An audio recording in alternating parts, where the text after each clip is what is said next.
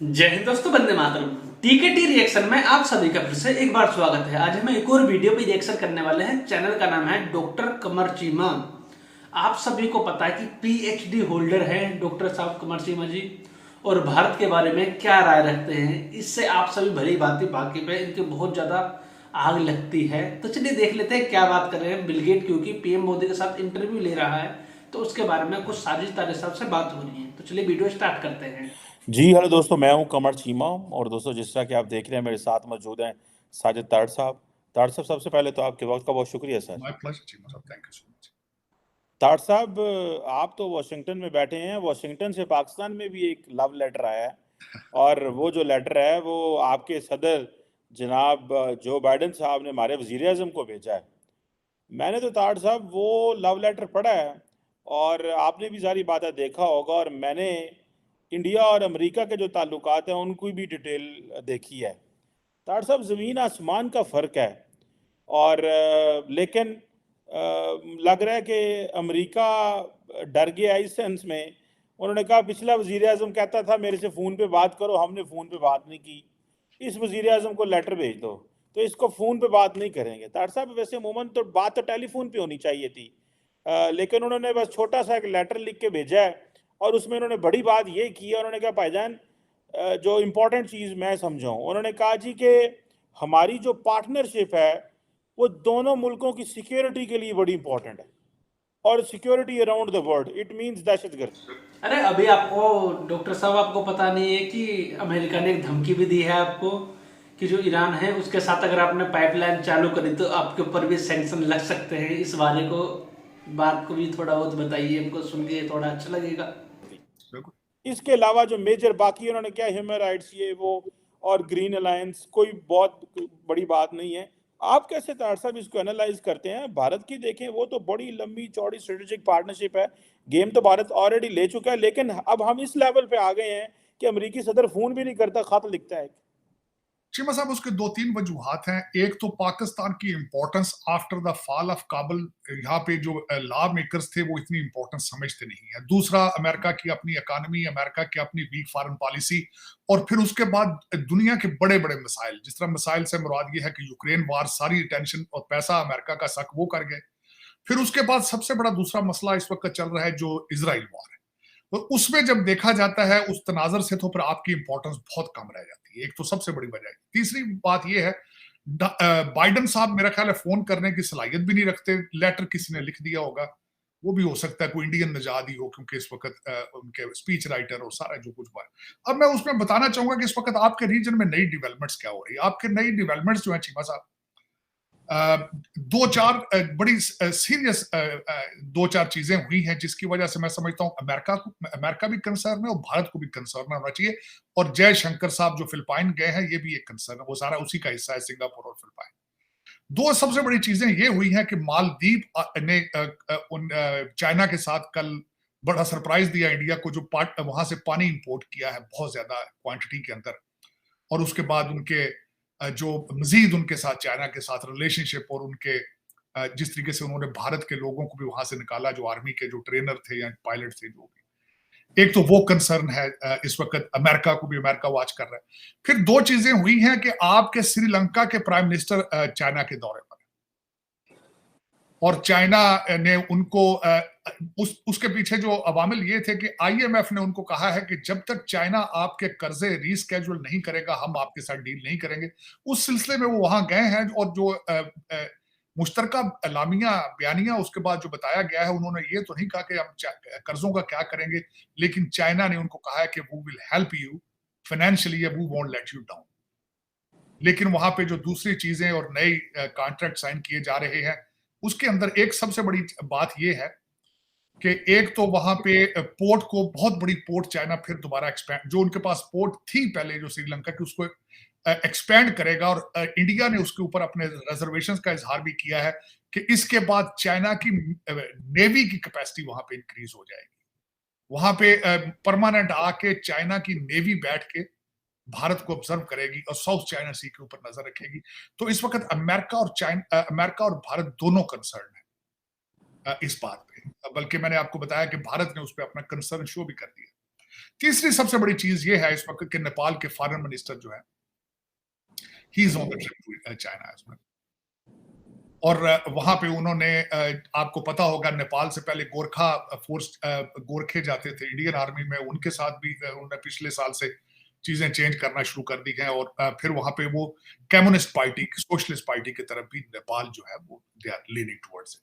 तो ये सारी चीजें ना सिर्फ अमेरिका के लिए, भारत के लिए ये कंसर्न है। तो उसके बाद वो कहते हैं टूटे फूटे रिलेशनशिप हो, क्योंकि इस वक्त तीसरा जो मरीज नजर आ रहा है इस एरिया वो पाकिस्तान है। फाइनेंशियली मरीज हैं आप, तो आपको जरूरत है, आप मरीज हैं, आप क्लिनिक ढूंढते फिर रहे हैं, तो वो अमेरिका ने आपको कहा है कि हम आपको दवाई देंगे, लेकिन ये कि आप इस अब मैं थोड़ी बहुत मैं भी बात कर लेता हूँ। देखिए साजिद तारे साहब जी, जो भारत है वो अपनी तरफ से काफी कुछ नया डेवलप कर रहा है। जैसे कि आपने लक्षद्वीप में सुना होगा, लक्षद्वीप में भी हमने अपनी जो नेवी है उसको बढ़ा दिया है।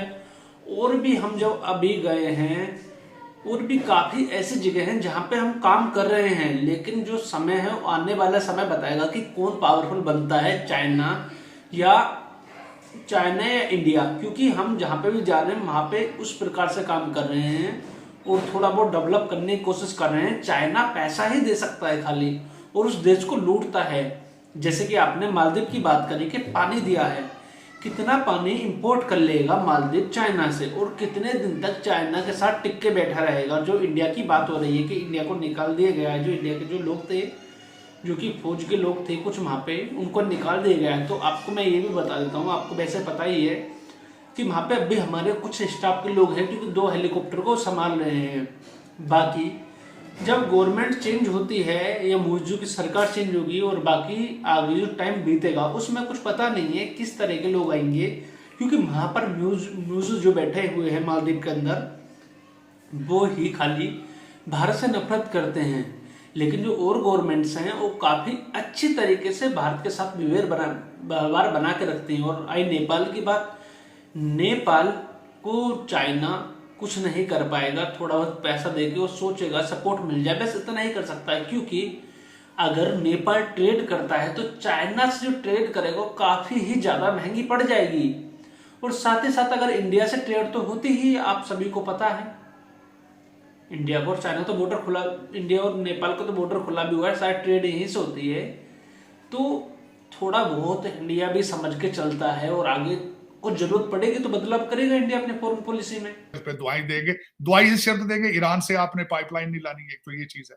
और सी पैक को फोल्ड करके रखना है जिस तरह खान साहब ने फोल्ड कर दिया था। अब उसमें इस वक्त आप भी, आपके पास भी, आप कोशिश कर रहे हैं हम दोनों तरफ से पैसे ले लें, इधर से IMF से पैसे ले लें और उधर से सी पैक से भी कुछ थोड़ा बहुत आ जाए तो बेहतर है, प्रॉपर्टी को बन जाए और मजीद दुबई और लंदन में। आपकी टारगेट ये है।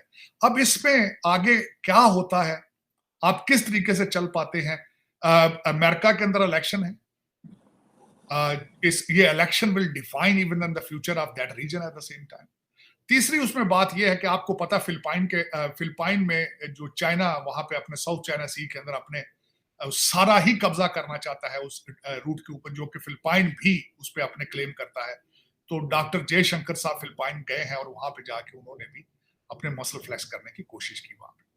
और दूसरा, भारत इस वक्त जो मैं चीजें देख रहा हूं, वो जो रीजनल ऑटोनॉमी का बार बार वो कहते हैं कि हमने अपना इस रीजन के अंदर अपना किरदार अलग रखना है, वो भी अपने मसल फ्लेक्स कर रहे हैं। जो पिछले दिनों में पन्नू साहब का वाकया हुआ है, उसके हवाले से भारत भी थोड़ा बैक स्टेप पे है। और खास ही साथ ही उनके रशिया के दौरे जो शुरू हुए और उसके बाद यूक्रेन के साथ भी बातें कर रहे हैं, वहां भी वो भी सिग्नल दे रहे हैं मुसलसल। इस वक्त खासकर यूक्रेन के foreign minister is on the trip to India. उस पर भी हम बात करते हैं मजीद कि उन्होंने किस तरह के बयान माजी में देते रहे और आज वो क्या चाहते हैं।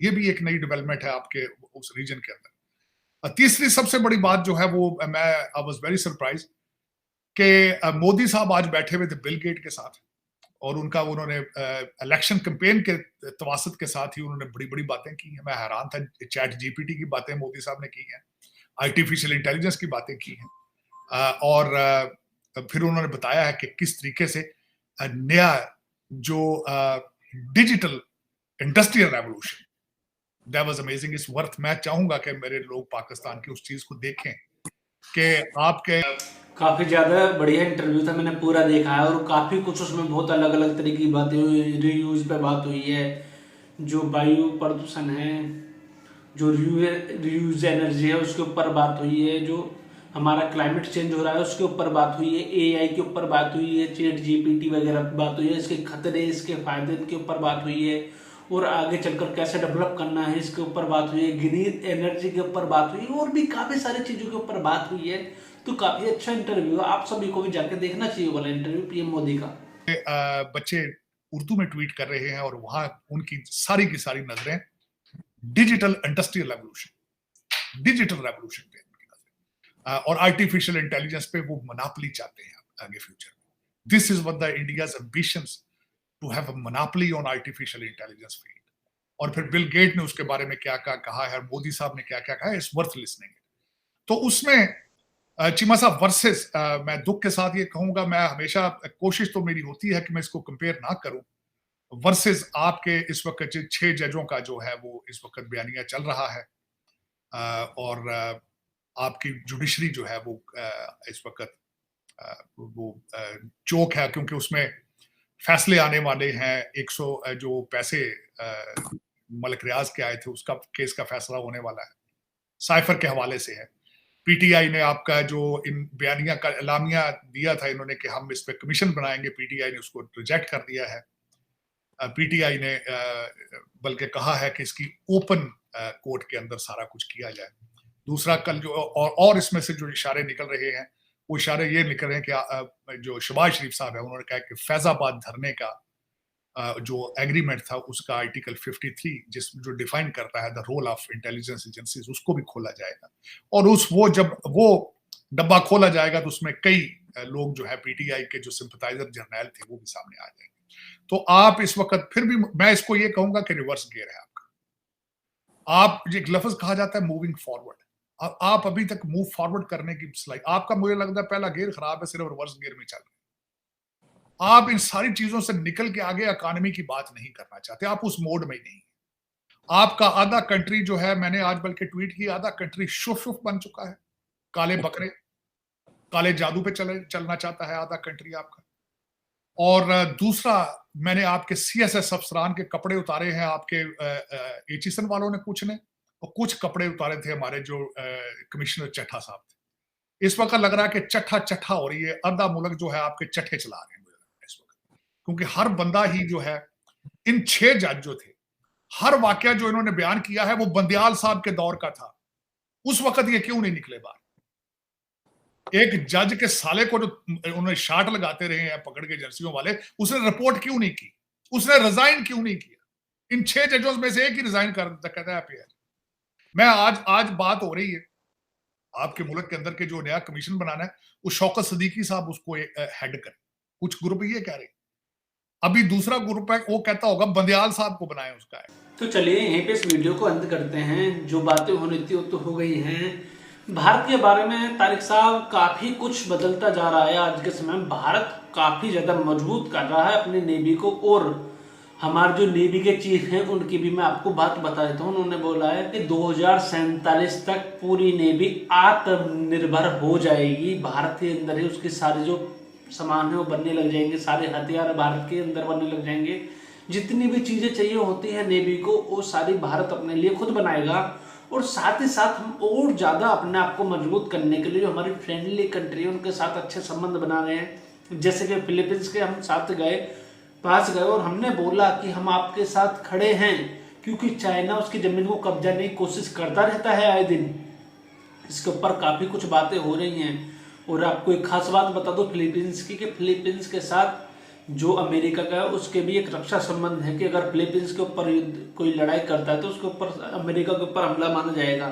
तो काफी कुछ डेवलपमेंट होती रहती है आए दिन देशों के बीच में। तो हम सबको संभल कर अच्छी तरीके से काम करना चाहिए। आप सभी की क्या राय है, आप दोस्तों बता सकते हो। लाइक भी कर सकते हो हमारे वीडियो, कमेंट और शेयर प्लीज कर दीजिए। जय हिंद दोस्तों, वंदे मातरम।